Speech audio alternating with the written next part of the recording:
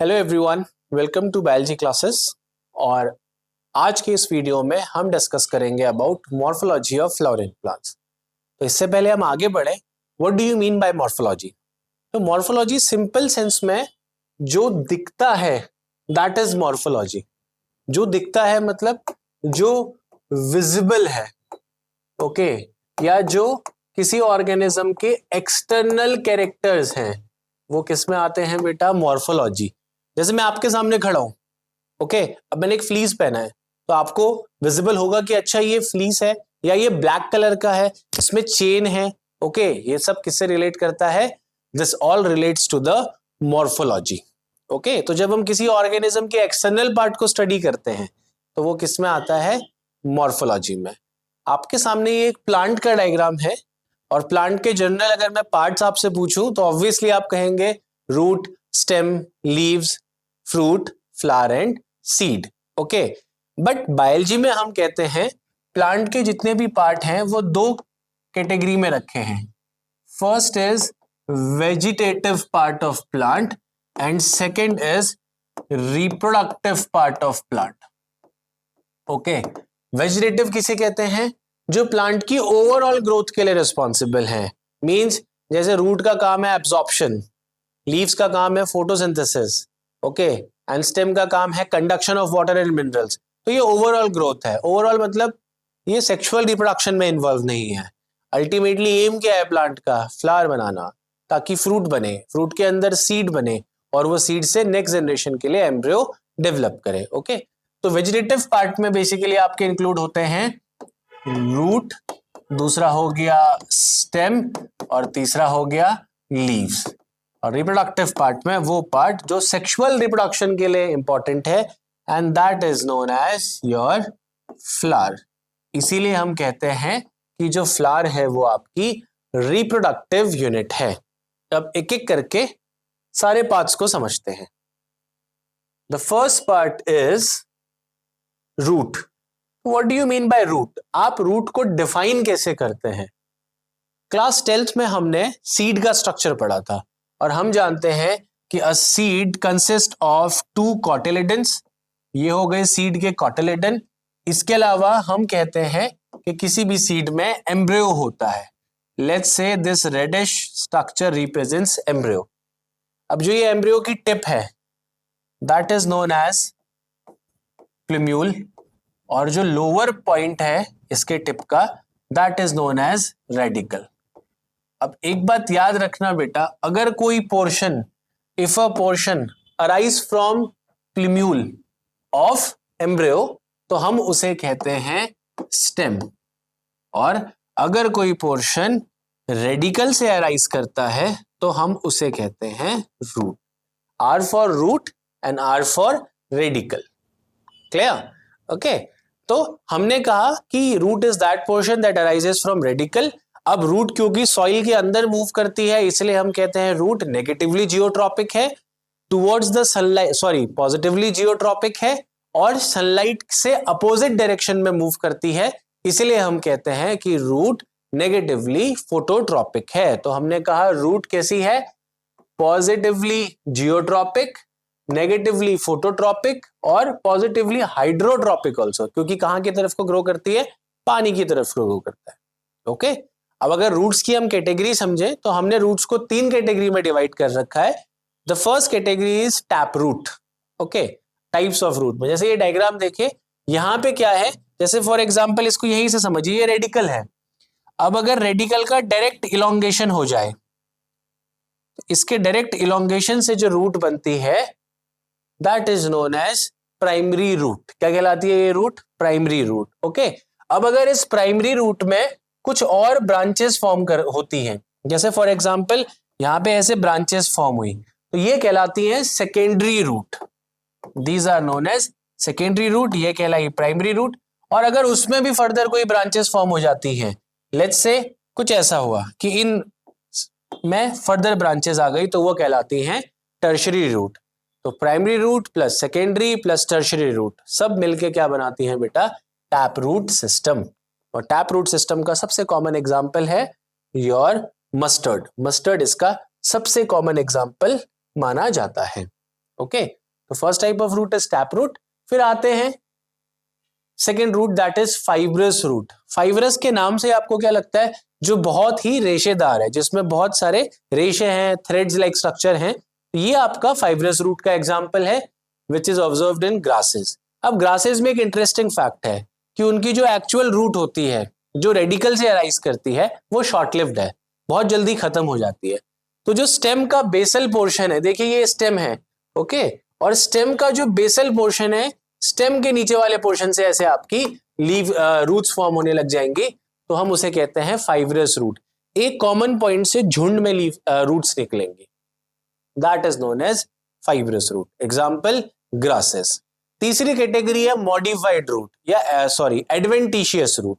अब adventitious, adventurous मतलब root का काम तो कर रही है बट रूट की डेफिनेशन से अलग है। What does this mean? क्या मतलब है इसका? इसका मतलब है कि ये रेडिकल को छोड़ के किसी और पार्ट से बन रही है रूट ही, बट रेडिकल को छोड़ के अगर किसी और पार्ट से फॉर्म करती हैं तो उन्हें कहते हैं एडवेंटिशियस रूट। जैसे फॉर एग्जांपल फाइब्रस रूट देखिए, ये अपने आप में एडवेंटिशियस रूट्स का एग्जांपल है। क्यों?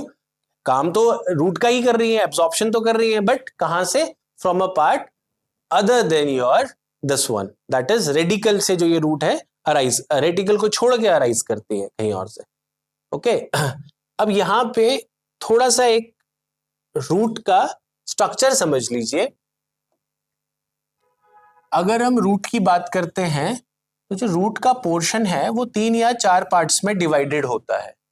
सबसे जो एपिकल पोर्शन है रूट का, ये कहलाता है बेटा रूट कैप।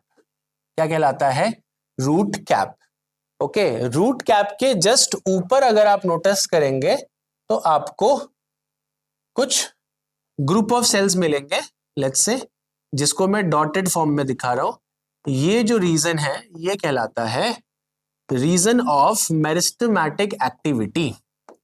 मतलब ये वो जगह है जहां पे डिवाइडिंग सेल्स प्रेजेंट हैं, जिनके पास एबिलिटी है डिवाइड करने की। ओके, मतलब इनका सिंपल काम है डिवाइड करते जाएंगे और बहुत सारे सेल बनाते जाएंगे। अब जो सेल इसमें फॉर्म होते हैं, they are just a bunch of और ग्रुप ऑफ सेल्स। ओके, जो भी सेल्स इससे बने, अब उनको उनका काम पकड़ाया जाएगा। पर काम पकड़ाने से पहले उनको क्या करते हैं, वहां पे उस सेल्स का शेप और साइज इंक्रीज होगा। ये जो सेल्स यहाँ पे बने हैं इनका शेप और साइज इंक्रीज होगा, तो हम इसको कहते हैं रीजन ऑफ इलोंगेशन। नाम से ही समझ जाइए, जो क्या करते हैं, इलोंगेट करते हैं, that is known as region of elongation. Okay, और फाइनली उनको उनका फंक्शन समझा दिया जाएगा। आप जाके एपिडर्मिस बनाइए, आप रूट के जाइलम बनाएंगे, आप फ्लोएम बनाएंगे, तो क्या है, अब आपको पेक्युलर काम दे दिया गया है, तो वो सेल्स यहां पाए जाएंगे। जैसा कि हमने कहा उनको उनका काम समझा दिया जाता है, तो that is known as region of maturity. अब यहाँ पे इनका पर्टिकुलर फंक्शन हो जाएगा, और इस रीजन ऑफ मैच्योरिटी वाले पोर्शन में आपको माइन्यूट थ्रेड लाइक स्ट्रक्चर दिखेंगे, and these thread like structure are known as root hair. क्या कहलाते हैं? Root hair. और रूट हेयर का जो काम है, ये increases the surface area for absorption. Increases area for absorption. इनके होने की वजह से जो रूट है वो ज्यादा से ज्यादा वाटर और मिनरल को क्या कर सकता है, सॉइल से एब्जॉर्ब कर सकता है। इफ यू सी हियर, अगर आप यहां पे नोटिस करेंगे तो आपको रूट कैप का फंक्शन मेंशन नहीं हुआ अभी। रूट कैप क्या है? रूट एक डेलिकेट पोर्शन है जो सॉइल के अंदर जा रहा है। अब सॉइल में टाइटली पैक्ड पार्टिकल्स भी हैं, कहीं कहीं छोटे पत्थर के टुकड़े भी हैं। अगर रूट कैप नहीं होगा तो रीजन ऑफ मेरिस्टेमेटिक एक्टिविटी क्या है, डैमेज हो सकता है।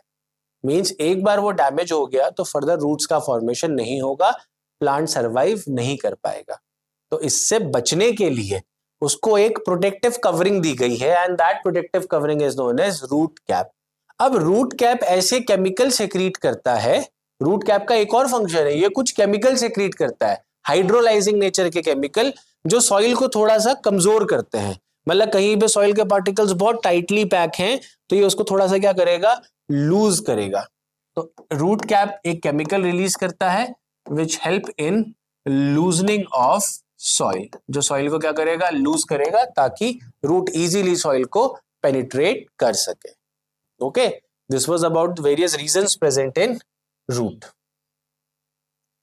फिर पढ़ते हैं फंक्शन ऑफ रूट सिस्टम। अब जनरली फंक्शन क्या है रूट के? पहला फंक्शन हमें पता है, photosynthesis require water, so water will be absorbed from the soil by the help of root. Okay, पहला फंक्शन है absorption of water and minerals.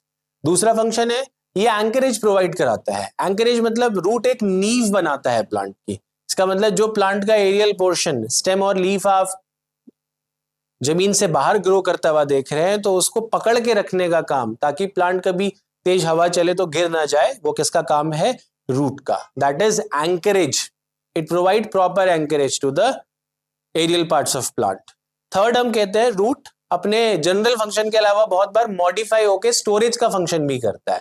Means उसके अंदर कार्बोहाइड्रेट स्टोर हो जाएगा, कोई केमिकल स्टोर हो गया जो हमारे लिए हेल्पफुल है, तो हम उसे कहते हैं स्टोरेज।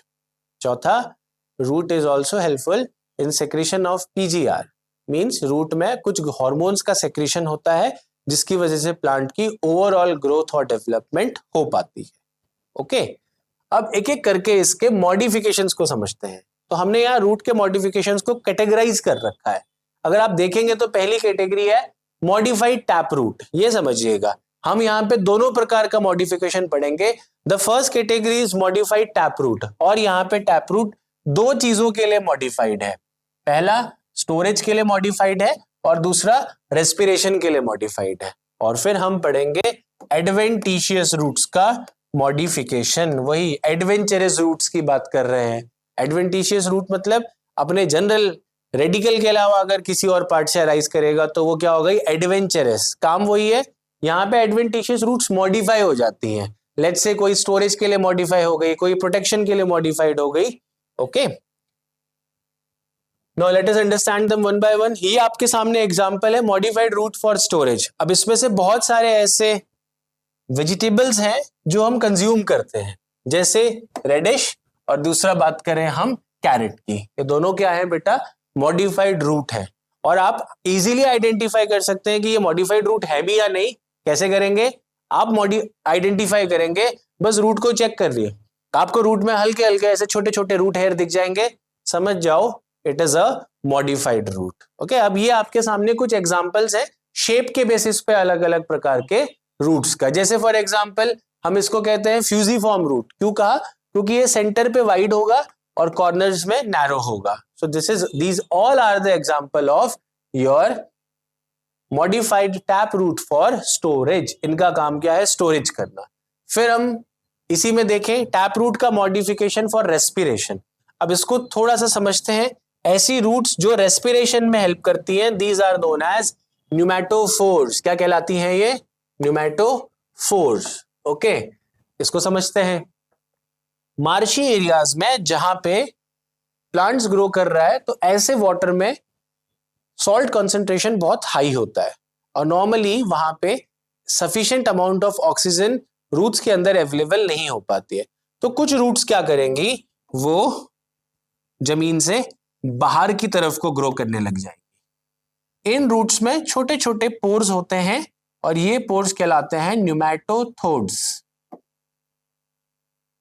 न्यूमैटोथोड्स। ओके, और इसके थ्रू ये क्या करते हैं? ऑक्सीजन का इनटेक करते हैं। तो ये नेगेटिवली जियोट्रॉपिक रूट है, सॉइल से अबव ग्रो कर रही है और किस में हेल्प कर रही है? Absorption of oxygen. तो हम इसे कहते हैं ब्रीदिंग रूट। इसका सबसे कॉमन एग्जांपल है राइजोफोरा। आपका जो मैंग्रोव फॉरेस्ट है, जैसे इंडिया में सुंदरबन डेल्टा है, वहां आपको ऐसे प्लांट्स इजीली मिल जाएंगे। देन मूविंग फॉरवर्ड, ये है एडवेंटिशियस रूट्स का मॉडिफिकेशन। जैसे अगर आप देखेंगे यहाँ पे, तो मैं एक रूट डिटेल में मेंशन करना चाहूंगा, ट्यूबरस रूट।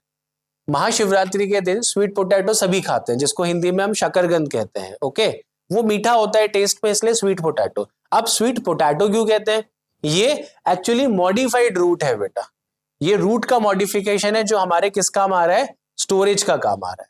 ओके, फिर stilt root. This is commonly observed in sugar cane and maize. अब मक्के के खेत में चले जाइए, शुगर केन को देखिए, तो आप वहां नोटिस करेंगे कि ये इसका स्टेम पोर्शन है।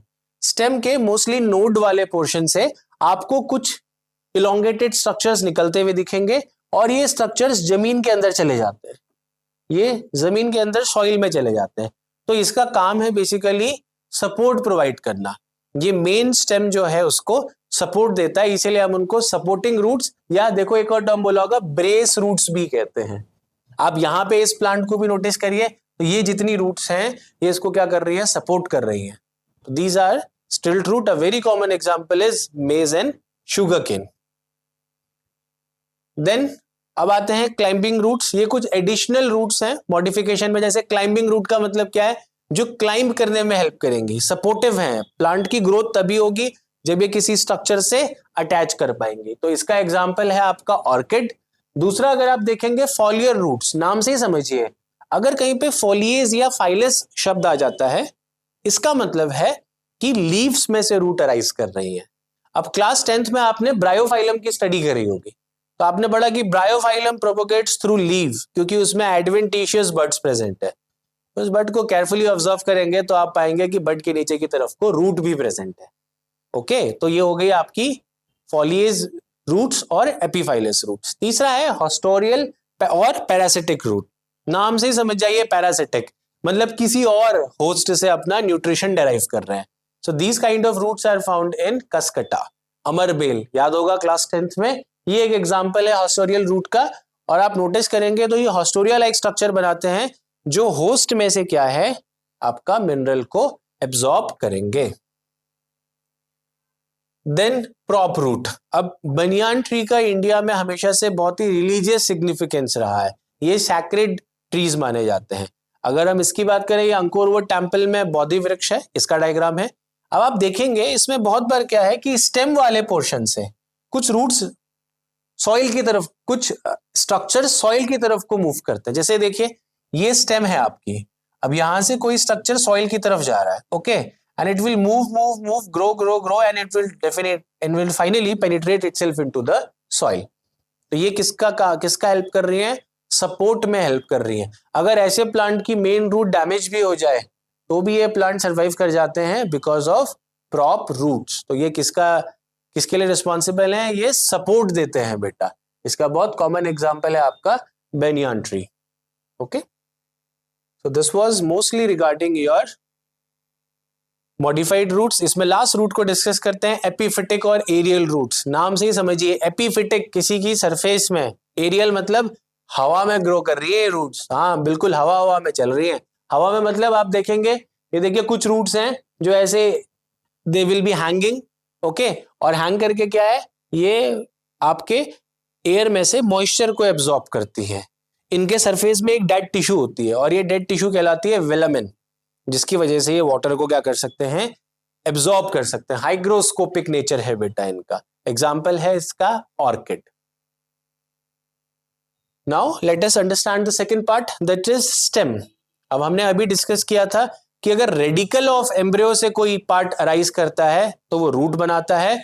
उसी तरीके से अगर कोई प्लीम्यूल से अराइज करेगा तो वो क्या बनाएगा बेटा, शूट बनाएगा। See this represents प्लीम्यूल। तो प्लीम्यूल से बना शूट। अब कुछ दूसरी डेफिनेशंस। अब आप बताइए, स्टेम ग्रेविटी के अगेंस्ट ग्रो करता है तो ये पॉजिटिव होगा या नेगेटिव होगा, दैट इज पॉजिटिव और नेगेटिव जियोट्रॉपिक।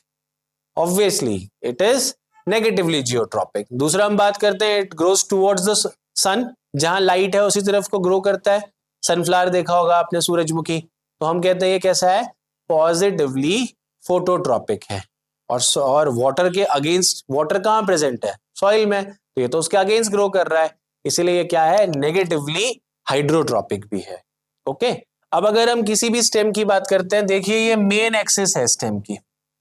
अब इस स्टेम में कहीं पे कुछ ऐसा रीजन होगा जहां पे डिवाइडिंग सेल्स प्रेजेंट है, जिनके पास डिवाइड करने की एबिलिटी है। तो ये क्या बनाएंगे, ये रीजन कहलाएगा नोड्स, और इसमें से क्या फॉर्म हो सकती हैं, लीव्स, या फिर कल के दिन ब्रांचेस भी फॉर्म होती हैं।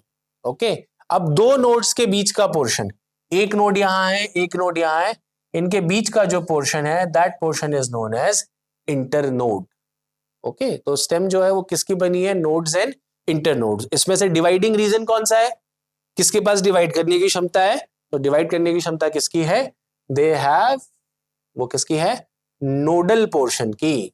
अ फंक्शन, स्टेम हम कहते हैं एक आड़ है, जैसे हम कहते हैं ना फैमिली में फादर एक पिलर होते हैं हमारे लिए, सेम ऐसे ही यहाँ स्टेम एक पिलर का काम करता है, जिसमें आपके लीव्स भी फॉर्म होंगी, जिसमें आपकी फ्रूट्स भी फॉर्म होंगे, सीड भी फॉर्म होगा, ओके, एंड फ्लावर भी फॉर्म होगा। तो it bears all the floral structures और एरियल स्ट्रक्चर्स, ओके।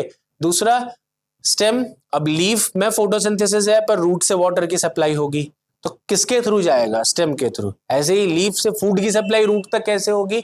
स्टेम के थ्रू। तो ये कंडक्शन में भी हेल्प करता है ऑफ वाटर एंड मिनरल्स। तीसरा, बहुत सारी स्टेम ऐसी हैं जो मॉडिफाइड हैं, ओके। मॉडिफाइड मतलब अपने मेन फंक्शन के अलावा कुछ और काम कर रही हैं। तो ये जो स्टेम है बेटा, ये किस किस चीज के लिए रिस्पॉन्सिबल है? जैसे पोटैटो स्टोरेज के लिए रिस्पॉन्सिबल है, ऐसे ही कहीं पे ये आपका सपोर्ट के लिए रिस्पॉन्सिबल है, कहीं पे ये आपका रिप्रोडक्शन कर रही हैं। तो ये इसके कुछ और फंक्शन है कि ये किस में हेल्प करते हैं। जैसे देखिए यहाँ पे स्टोरेज ऑफ फूड, दूसरा हमने कहा सपोर्ट, प्रोटेक्शन, और लास्ट है वेजिटेटिव प्रोपोगेशन। ये हम एक एक करके डिस्कस करेंगे। जो स्टेम का मॉडिफिकेशन है वो 3 तरीके से पढ़ते हैं हम, या 3 पार्ट्स है मॉडिफिकेशन के। अब बेस्ड ऑन कौन सा पार्ट मॉडिफाई हो रहा है, अगर स्टेम जमीन के अंदर ग्रो कर रहा है और मॉडिफाई कर रहा है तो हम उसको कहेंगे अंडरग्राउंड मॉडिफिकेशन। जैसे एग्जांपल है इसका पोटैटो। अब अगर स्टेम का कोई पोर्शन जो जस्ट सॉइल से थोड़ा ऊपर है, ओके, ग्राउंड से हल्का सा ऊपर है और मॉडिफाई हो जा रहा है, तो हम उसे कहेंगे सब एरियल पोर्शन। और जो हवा में है एरियल पोर्शन है, अगर वो मॉडिफाई हो जा रहा है तो हम उसे कहेंगे एरियल मॉडिफिकेशन, ओके। सब एरियल जो सॉइल के जस्ट ऊपर है, अंडरग्राउंड जो इनसाइड द सॉइल ग्रो कर रहा है, और जो हवा में है दैट इज एरियल मॉडिफिकेशन। अब एक एक करके मॉडिफिकेशन को समझते हैं। सबसे पहले है रनर, ओके, और ये किस कैटेगरी में आता है? Sub aerial modification. रनर मतलब दौड़ रहा है बेटा, ओके, एक्चुअली ये दौड़ ही रहा होता है। अगर हम इसमें कहें ये प्लांट है, ये इसकी रूट्स हैं, ओके, तो जमीन से ऊपर हल्के से ऊपर पोर्शन ऐसे है, ये स्टेम है, और ये स्टेम बिल्कुल सॉइल के क्या करेगा? पैरेलल मूव करेगा। और ऑब्वियसली स्टेम में नोड्स तो हैं, तो जहां पे भी नोड इसकी सॉइल के कांटेक्ट में आएगी तो नोड से क्या होगा? नीचे वाले पोर्शन से रूट, ऊपर वाले पोर्शन से शूट ग्रो कर जाएगा, तो इसे हम कहते हैं रनर, ओके। अब सेम रनर वाला फैशन हो, रनर का एग्जांपल समझना, साइनोडॉन, दूब घास। हमारे यहाँ दूब घास लगभग हर रिलीजियस एक्टिविटी में यूज होती है, तो इसका सबसे कॉमन एग्जांपल है आपका दूब घास, ओके। इसके अलावा अब इसी को थोड़ा मॉडिफाई कर दीजिए। अब क्या हो रहा है कि इसकी स्टेम अभी भी सब एरियल है, अब हल्का सा आर्क जैसा स्ट्रक्चर बना रही है। आर्क मतलब ये नोटिस करिए, यहां पे देखिए, हल्का सा ऐसे स्टेम उठ रही है और कैसा स्ट्रक्चर बना रही है? आर्क जैसा स्ट्रक्चर बना रही है। और फिर उसमें नोड होगा, नोड जैसे ही सॉइल के कांटेक्ट में आएगा फिर से नया प्लांट बना देगा। जैसे इसका बहुत कॉमन एग्जांपल है वाइल्ड स्ट्रॉबेरी। स्ट्रॉबेरी में आप देखेंगे तो ऐसे ही आर्क जैसे बनते हैं, तो हम इसे कहते हैं आपका स्टोलॉन। तो दूसरा मॉडिफिकेशन क्या है बेटा? स्टोलॉन। तीसरा मॉडिफिकेशन, इंटरेस्टिंगली इसको हम कहते हैं underground runner, that is sucker. इसको हम कहते हैं अंडरग्राउंड रनर, जमीन के अंदर दौड़ रहा है। क्या मतलब हुआ इसका? Main stem grows in the soil, but जो ब्रांचेस हैं वो कहां से डेवलप करती हैं? बेसल या फिर अंडरग्राउंड नोड से। जैसे यहां देखिए, ये यहां से ग्रो किया और यहां से बाहर निकल आया। अब यहां इसका नोड है बेटा, ठीक है, रूट यहां बन रही है और फिर वहीं से वो अपर वाले पोर्शन से शूट फॉर्म हो जाएगी। तो आप इसको बहुत कॉमनली ऑब्जर्व करोगे पुदीने में। मिंट एंड पाइनएप्पल इसके क्या है? सबसे कॉमन एग्जाम्पल हैं। अब सेम काम है, रनर सब एरियल है, ये थोड़ा सा डाउन जा रहा है, बस इसीलिए हम इसे कहते हैं अंडरग्राउंड रनर। चौथा एग्जाम्पल है आपका, चौथा टाइप है आपका ऑफसेट, ओके। अब जो ये प्लांट आप देख रहे हैं, इस प्लांट को कहते हैं टेरर ऑफ बंगाल। हाँ, लिटरली इसने क्या किया? आतंक मचा दिया। ये वाटर बॉडीज में आतंक मचाता है। कैसे? ये इतना फास्ट ग्रो करता है कि इसको इंडिया में लाए गए थे क्योंकि इसका फूल बहुत सुंदर होता है, पर ये इतना विग्रस ग्रो कर गया, इतना ज्यादा ग्रो कर गया कि अब उन वाटर बॉडीज में नाव के जाने में भी दिक्कत होती है। ये कैसे प्रोपोगेट करता है? ये करता है ऑफसेट से। जनरली क्या होता है बेटा, इसमें एक ही इंटरनोड होती है, ठीक है, और दूसरा इसका फीचर है क्या है? फ्रेजाइल स्टेम, डेलिकेट है। ऑब्वियसली बात है, वाटर में ग्रो कर रहा है, ये एक्वेटिक प्लांट है बेटा, तो ये बहुत डेलिकेट है। अब अगर आप देखेंगे तो इसमें कुछ नहीं है, जहां पे नोड होगी, जैसे देखिए ये ऑफसेट दिखा रखा है इसका, अब यहाँ पे इसकी नोड है, तभी हम इसको कहते हैं वन इंटरनोड लॉन्ग। ये मेन प्लांट है, ये एक इसकी नोड है टिप पे, तो ये बीच का एरिया क्या कहलाया, इंटरनोड। अब जहां पे इंटरनोड वाटर के कांटेक्ट में आएगा, नीचे से क्या करेगा, रूट्स, और ऊपर से बंचेस ऑफ लीव्स, तो हम इसे कहते हैं ऑफसेट। और ये है इसका साइंटिफिक नेम है इस प्लांट का, टेरर ऑफ बंगाल का इकॉर्निया। ओके, और इंटरेस्टिंगली ये एक्वेटिक रनर है। तो हमें कितने रनर मिल गए, हमें एक जनरल रनर मिला, अंडरग्राउंड रनर मिला, और ये तीसरा क्या है, एक्वेटिक रनर। अब इसमें है अंडरग्राउंड मॉडिफिकेशन। ये वो प्लांट्स हैं जिन्हें हम सबसे ज्यादा कंज्यूम करते हैं। ओके, ये हमारे फूड के बहुत एसेंशियल पार्ट है। जैसे आप देखेंगे, सबसे पहला है इसका एग्जांपल ट्यूबर। ट्यूबर क्या है, पोटैटो को रिप्रेजेंट करता है। अब अगर आप इसमें देखेंगे, आपको पोटैटो में जब पोटैटो बहुत दिनों तक रख दिया जाता है, तो नोटिस करेंगे उसमें आई लाइक स्ट्रक्चर, आंखें, कोपले बन जाती हैं। वो कोपले और कुछ नहीं है बेटा, वो नोड्स को रिप्रेजेंट करती हैं। जैसे आप इसमें देखेंगे, एक आई यहाँ पे है और लेट्स से दूसरी यहाँ पे है, ठीक है, ये नोड्स हैं, और इनके बीच का जो एरिया होगा that is known as internode. Interestingly, जैसे हमने कहा कि अगर पता करना है कोई ऑब्जेक्ट, कोई प्लांट का जो मॉडिफाइड स्ट्रक्चर है वो रूट है या स्टेम है, अगर वो रूट होगा तो उसमें रूट हेयर प्रेजेंट होंगे, और स्टेम में कोई ना कोई ऐसे बड प्रोपोगेटिंग स्ट्रक्चर प्रेजेंट होगा। दूसरा, मॉडिफाइड स्टेम में कभी भी रूट हेयर नहीं होते, तो आप इससे आइडेंटिफाई कर सकते हैं। ओके, और इंटरेस्टिंगली यहाँ पे अभी हम जो डिस्कस कर रहे हैं या नेक्स्ट डिस्कस करेंगे, ये प्लांट्स ये दो काम कर रहे हैं। पहला तो ये मॉडिफाइड फॉर स्टोरेज है बेटा, और दूसरा ये प्रोपोगेशन में भी हेल्प कर रहे हैं, ये रिप्रोडक्टिव स्ट्रक्चर भी है। मतलब इतना सा पोर्शन कट कर दीजिए, इस पोटैटो को दो पार्ट्स में तो काट दीजिए, दोनों पार्ट्स में आई होनी चाहिए, सॉइल में डालिए, नया प्लांट बना देगा। इसे हम कहते हैं modified for vegetative propagation also. अब इसी में दूसरा एग्जाम्पल है राइजोम। राइजोम मिलता है आपका जिंजर में और टर्मरिक में। अब राइजोम आप देखेंगे फ्लैशी स्ट्रक्चर है, और इसकी खासियत ये है कि ये सॉइल में हॉरिजॉन्टली ग्रो करता है, ऐसे नीचे की तरफ नहीं जाएगा, सॉइल में ही फैल जाएगा, ज्यादा डीप डाउन नहीं जाता, बस यूं ऐसे ये सॉइल है, ये ऐसे यहाँ पे हल्का सा फैला हुआ मिलेगा आपको इसका। अब देखेंगे आप, इसमें भी नोड्स प्रेजेंट हैं, इंटरनोड्स हैं, और नोड्स जो है वो प्रोटेक्टेड होते हैं किससे, स्केल लीफ से। रेड्यूस लीफ है, स्केली नेचर की है, प्रोटेक्शन का काम करेंगे। ओके, और यहाँ पे राइजोम क्या है, जैसे टर्मरिक इसका एक एग्जांपल है। अब टर्मरिक और जिंजर, इवन गार्लिक, इनमें एंटी कैंसरस प्रॉपर्टीज पाई जाती है, और यही रीजन है कि हम इन्हें कंज्यूम कर रहे हैं। ओके, फिर आता है यहाँ पे आपका कॉम। अब अरबी सबने खाई होती है, तो अरबी से ही समझते हैं। अरबी में आप नोटिस करेंगे कि एक तो खासियत है बेटा इसकी कि ये थोड़ा वर्टिकल ग्रो करता है, मतलब जमीन के अंदर ऐसे ग्रो करेगा। उस अरबी में भी आप कहीं कहीं पे देखेंगे कि ऐसे कुछ गोल गोल स्ट्रक्चर बनते हैं। ओके, ये गोल गोल स्ट्रक्चर और कुछ नहीं, क्या है बेटा, आपके बर्ड्स हैं। क्या है, बर्ड्स हैं, और यही बर्ड्स आपको किस में हेल्प करते हैं, देखिए ये कॉम लिखा है, बर्ड्स हैं, और यही आपको किस में हेल्प करते हैं, प्रोपोगेशन में। मीन्स इस बर्ड से क्या होगा, आप इस पेरेंट प्लांट को, इस पेरेंट अरबी को डाल दीजिए सॉइल में, जहां पे उसके बर्ड्स फॉर्म हो रहे हैं वहां से नया प्लांट ग्रो कर जाएगा। ओके, सो दिस इज आपका प्रोपोगेशन वाया कॉम। फिर इसी में एक और केस आता है आपका बल्ब।